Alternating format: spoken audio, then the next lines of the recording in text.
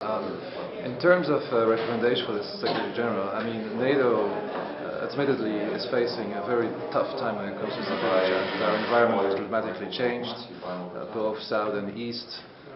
We see new kinds of warfare, hybrid, non-state actors from rebellion groups to terrorists and extremists. So the challenges are very diverse, and NATO has to be able to do many different tasks at the same time, from collective defense to collective security to crisis management.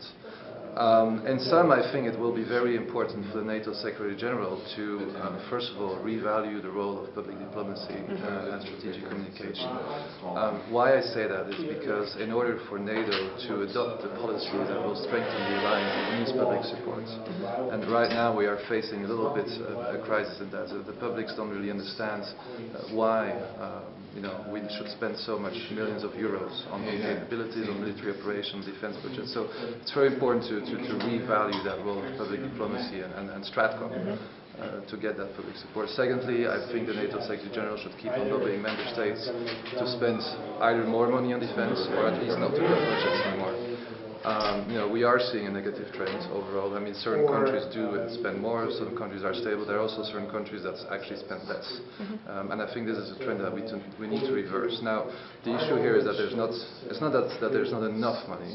It's just like we need to see how we spend that money more effectively. And there again also there are certain challenges that we need to overcome and to overbridge. And I think it will be very important for the Secretary General to travel to European capitals or to North American capitals as well, and to explain really how we can really revive also concepts like smart defense, for instance.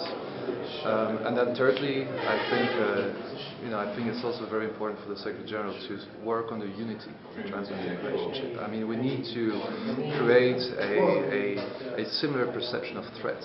Now, in the transatlantic relationship and in NATO, I would say there are more issues that binds us rather than diverges. But somehow, sometimes in the debate, we focus a little bit too much on these divergences, while there's so many things that unite us. So I think really emphasizing the role and the importance of the transatlantic bond will remain a priority as well.